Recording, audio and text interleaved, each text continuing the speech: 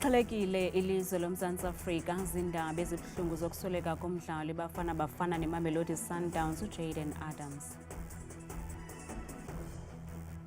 Wayesakubanga usodolophu kumasipala waseNewcastle uGqirha Ntuthuko Mahlaba ubekwe kwikhaya lakhe lokugqibela eNquthu KwaZulu-Natal emva kokugilwa sisithuthi ngethuba ebaleka.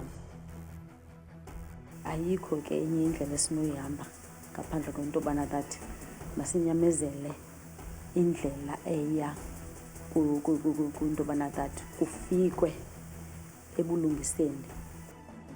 Umhlolokazi walo wayesakuba ligosa kwicandelo lezobuntlolo lesipoliseni uNjengele Sindile Mfazi uthi unethemba lokuba belusapho baza kufumana ubulungisa kwityala lokubulawa komyeni wakhe.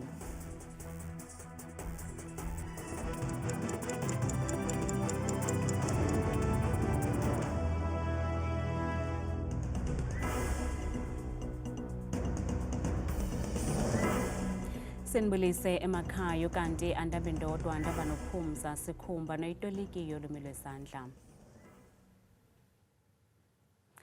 Icandelo lezemidlalo kweli ligqejwe elingophiyo emva kweendaba ezibuhlungu nezothuse bonke abemibeli zokusweleka komdlali wasesuswini weqela leBafana Bafana neMamelodi Sundowns uJayden Adams nobeneminyaka engama-25 ubudala. uJayden Adams ebeyinxalenye yeqela leBafana Bafana belithabatha inxaxheba kwindebe yehlabathi eqhubayo sithetha nje elityentyana nelinzalelwane yaseKapa bekulindeleke ukuba lintingele phesheya neMamelodi Sundowns ngokuhlwanje ukuya kulungiselela isizini ezayo. uJayden uphucule kakhulu umdlalo wakhe kwezi sizini zimbini zidlulileyo kanti ke awukazi unobangela ukusweleka kwakhe kwaye neqela leMamelodi Sundowns alifunanga kuphefumla ngokwangoku ngelithi usapho luka-Adams malinikwe ithuba lokwetyisa ezi ndaba.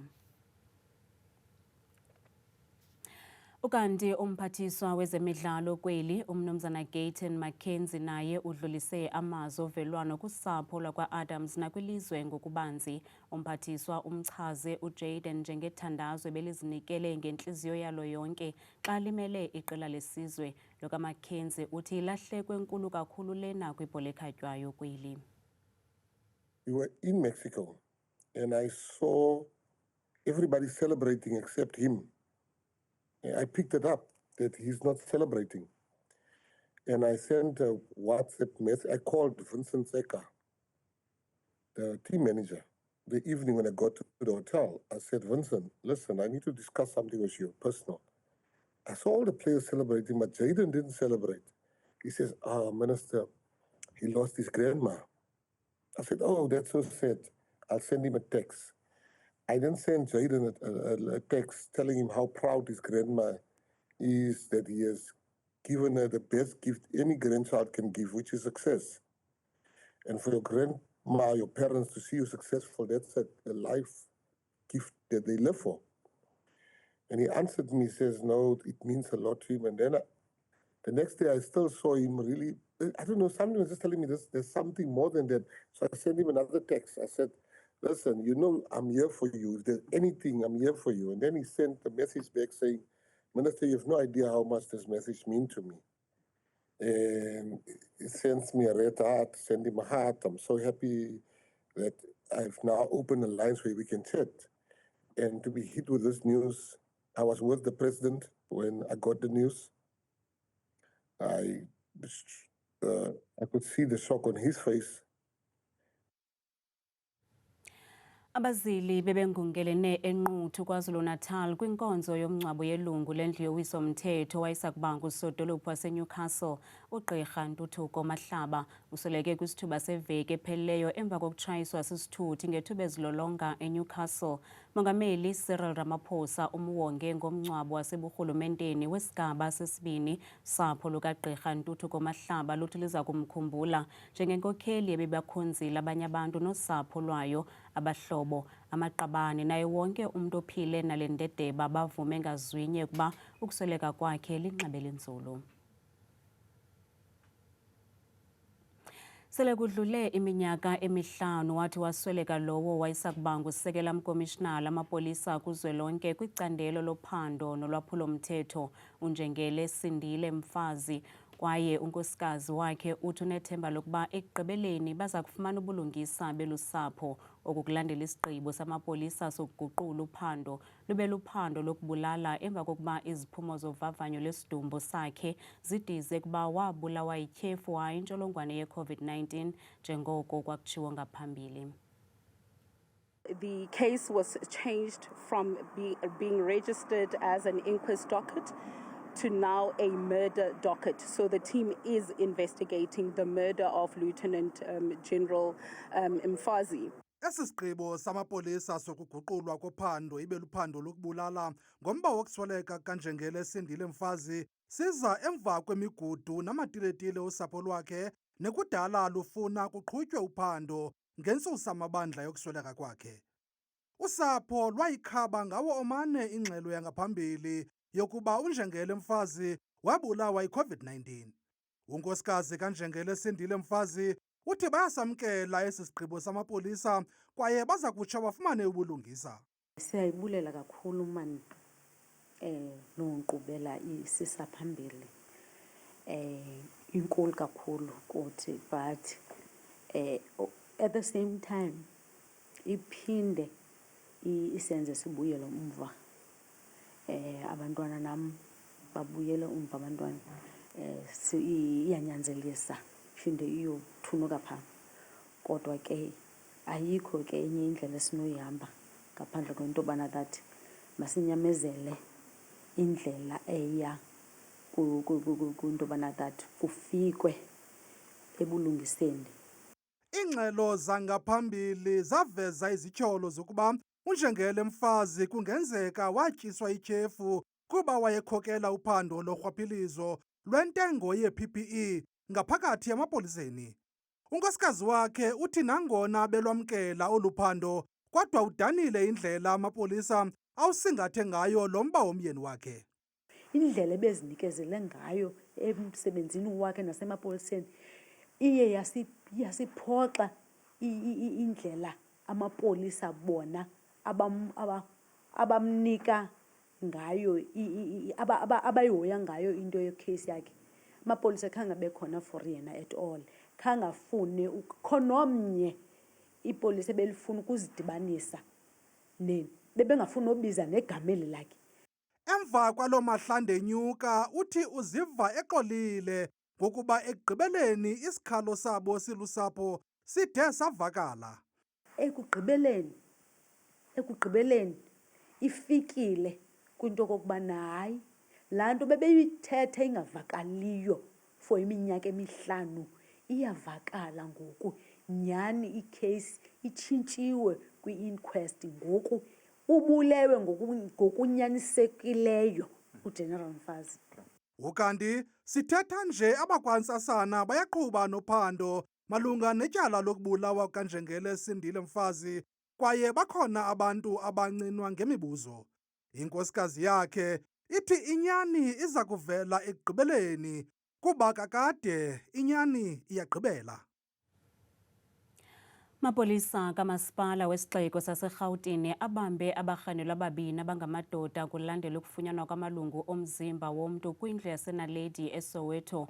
Ukufunyanwa kwala malungu omzimba kuzemva kokuba amapolisa kamasipala wesixeko ethe ahletyelwa ngethuba ebekulo mmandla eqhuba umsebenzi wawo wesiqhelo. Ukufika kwawo kule ndlu amapolisa afumene isithuthi esiqoqwesiweyo sesebe lezempilo athe xa eqhubeka noqoqo lwawo apho eyadini lwabakhokelele ekufumaneni amapheyile amabini anamalungu omzimba womntu. Abarhanelwa abajongene nezityholo zokuqweqwedisa nokuba namalungu omzimba omntu, ukanti uphando liyaqhubeka.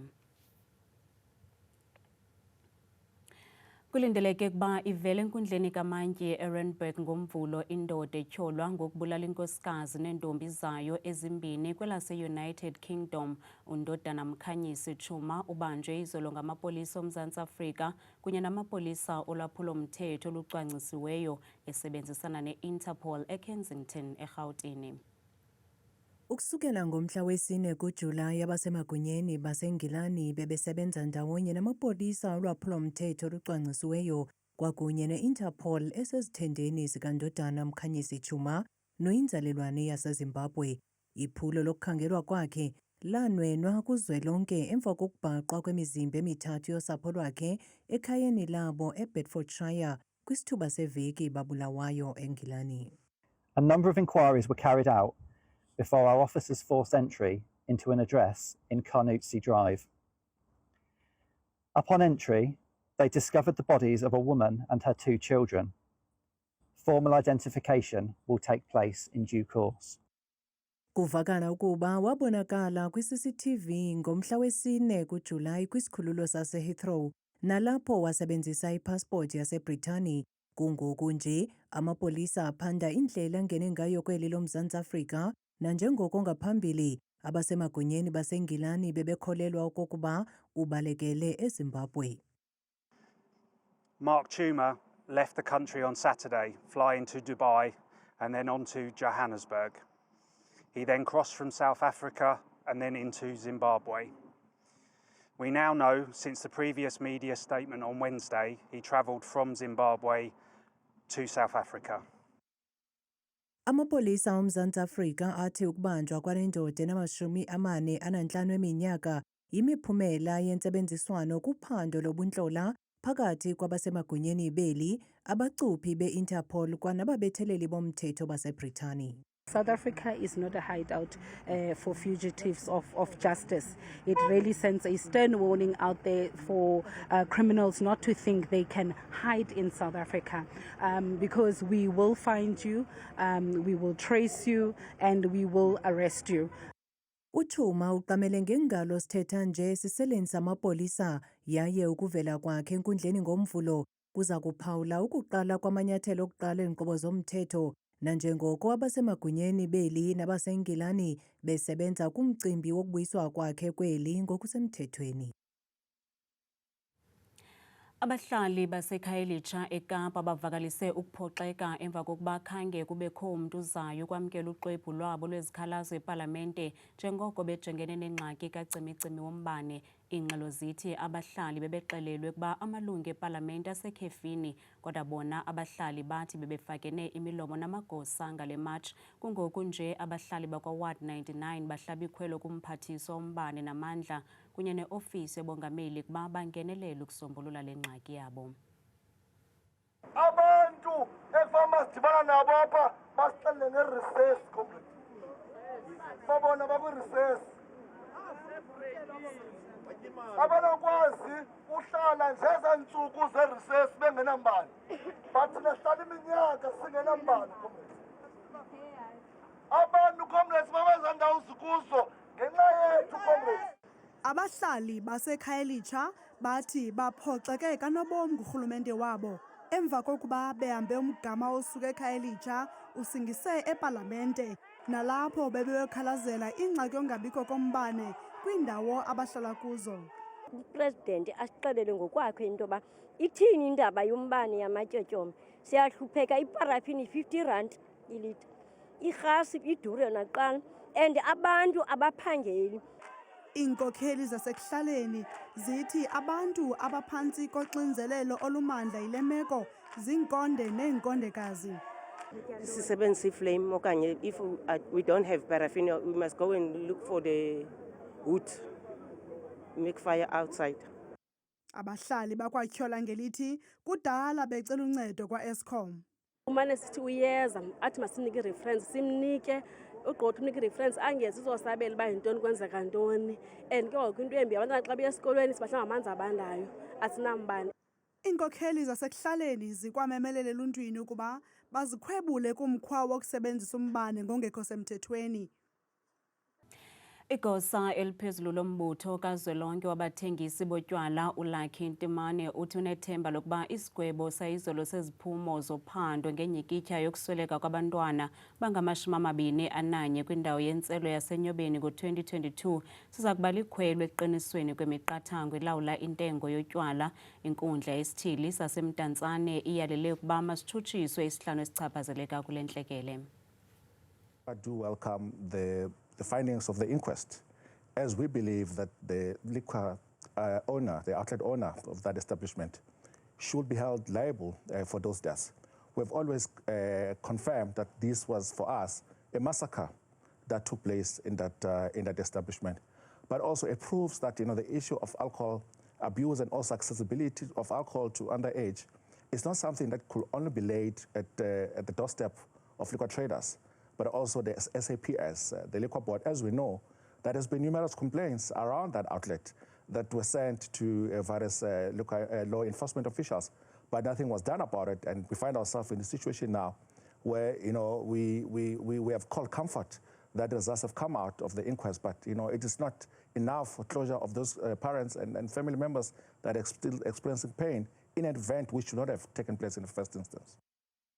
The Liquor Amendment Bill being on standby for the past 10 years is partially why situations like the Enyobeni tragedy occurred. South Africa has a very, very complicated relationship with alcohol, and especially in our low-income areas, in township communities, we have a serious challenge with outlet density. There are far too many liquor outlets, registered and unregistered, in low-income areas, and often those overtake the amount of libraries. We have this major challenge in the country with alcohol pricing. Alcohol in our country is considered quite cheap. We have among the cheapest beer in the world as well. And so those are part of all of these kind of factors combined together that contribute to a tragedy like the one that we've been seeing. Nansi Mozulu noThabile Makhaphela.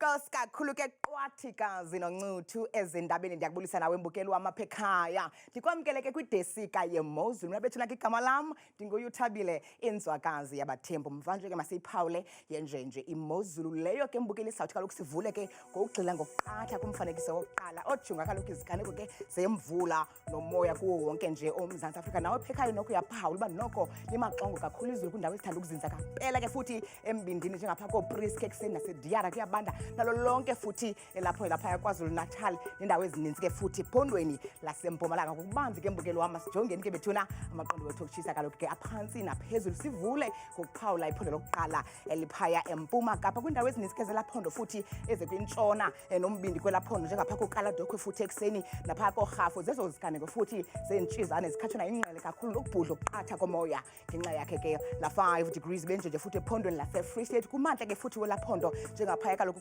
Welcome futhi kuyabanda ekuseni ngesihlanu napha eFrankfurt ibekwe ngeyona ndlela kaloku langqele kakhulu ngo2 degrees benje futhi umbukeli wami ephondweni lentshona Kapa kwindawo ezininzi ke futhi eziselunxwemeni phaya njengapha koCape Gala sekuseni futhi inkwantsengephi ka11 degrees napha koWorcester futhi zizo ziganeko zengqele ngenxa yakhe futhi la 6 degrees. Nansi iMozulu ephondweni ke mbukeli lapha koNorthern Cape indawo ezininzi ezithande kakhulu ukuzinza ke kumazantsi futhi nempuma kwelaphondo njengapha eDiara futhi Calvinia ekuseni futhi longqele kakhulu ngaye ke la 4 degrees 2 ncembe nami ngokubanzi siphawule phaya ephondweni ke lase Northwest kwindawo ezininzi futhi ezikumantla nencam kwelaphondo njengapha eMahikenge ekuseni futhi qaba ngamafu kakhulu kuyabanda phaya naseKlerksdorp ekuseni bavuswa ngo2 benje futhi imbukeli ephondweni ke lase Gauteng apho sikhoyo thina ngawo lo mzuzu mpela pha kumazantsi futhi welaphondo njengapha koVereeniging ngekuseni nazo zonke nje zaziphaluka ilongqele kakhulu ekuseni ngenxa yawo lamaqondo aphansi ngo2 degrees benje bukele futhi ephondweni ke eliseLimpopo ndawo ezininzi ke futhi zelaphondo njengapha koPhalaborwa futhi kwimpuma yelaphondo kwasekuseni siziganeko zengqele phaya ngo13 napha kumantla futhi eMusina kuyabanda ngo10 ekuseni benje ephondweni ke mbukeli wami lapha eMpumalanga kwindawo ezininzi ke futhi ezikumantla kwelaphondo libona uzinze phaya koSikhukhuza kwasekuseni napha eMbombela futhi inkwankca phaya naseEmelo kubande kakhulu ngaye futhi uthumbukeli vuma kaloku nawe ekhaya ke ndiyayisonga ndiyayivala iMozulu ke phondo lokugqibela ke liphaya kwaZulu Natal indawo ezininzi kumazantsi nentshona phaya kwelaphondo njengapha eKokstad ekuseni futhi kuyabanda ngo3 napha ePietermaritzburg bevuke ekuseni ngo9. Mna ndikuthanda kangaka xa shayela imiyoli.